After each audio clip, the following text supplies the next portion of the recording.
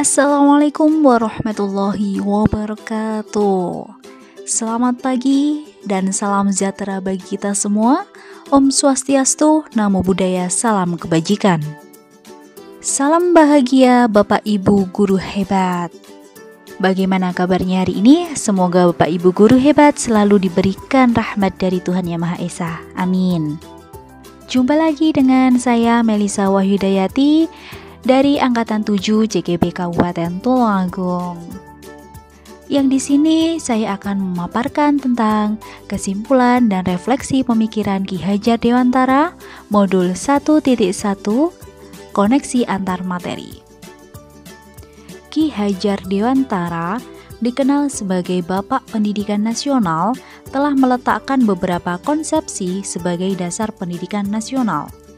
Konsep pemikiran merdeka belajar adalah poin utama dalam pemikiran-pemikiran beliau untuk menyelenggarakan suatu pendidikan.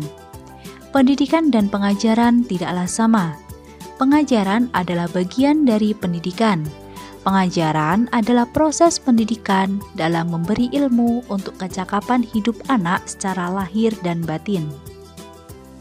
Pengajaran pada hakikatnya adalah menuntun atau memberi tuntunan terhadap segala kekuatan kodrat yang dimiliki anak agar ia mencapai keselamatan dan kebahagiaan setinggi-tingginya, baik sebagai manusia maupun sebagai anggota masyarakat.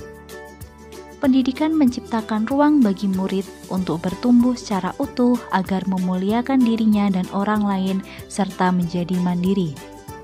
Pendidikan dan pengajaran merupakan usaha persiapan dan persediaan untuk segala kepentingan hidup manusia, baik dalam hidup bermasyarakat maupun hidup berbudaya dalam arti yang seluas-luasnya. Lalu, apa yang Anda percaya tentang murid dan pembelajaran di kelas sebelum Anda mempelajari modul 1.1? Sebelum mempelajari modul 1.1, pembelajaran yang saya lakukan adalah saya melakukan transfer materi pelajaran saja.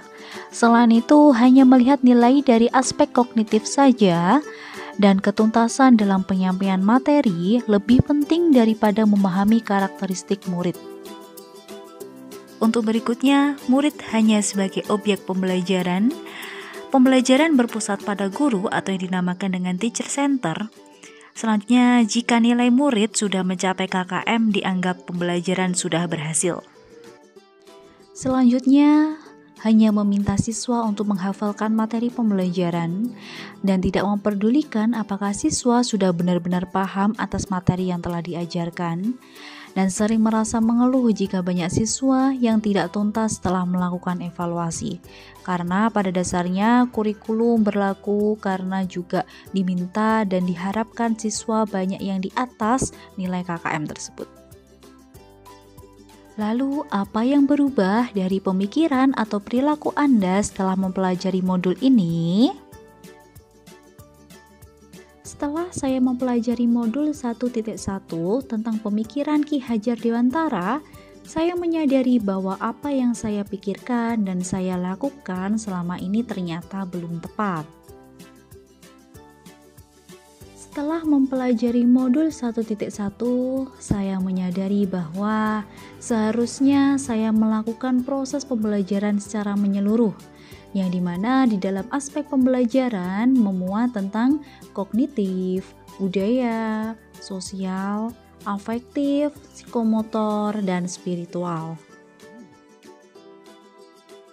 Selain itu, murid juga sebagai subjek pembelajaran, yang dimana murid memiliki kebebasan untuk berekspresi, mengemukakan pendapat, dan mampu untuk berkreasi dengan seluas-luasnya.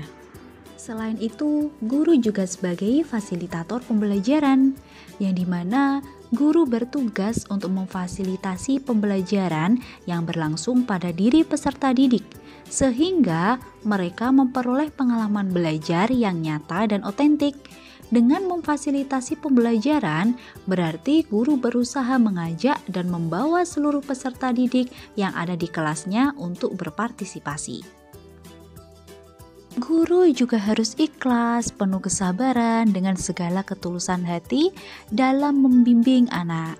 Selain itu, harus juga seorang guru mempelajari karakteristik siswa yang beraneka ragam dan memberikan kesempatan bagi murid untuk tumbuh sesuai dengan kodratnya. Apa yang dapat segera diterapkan agar kelas Anda mencerminkan pemikiran Ki Hajar Dewantara?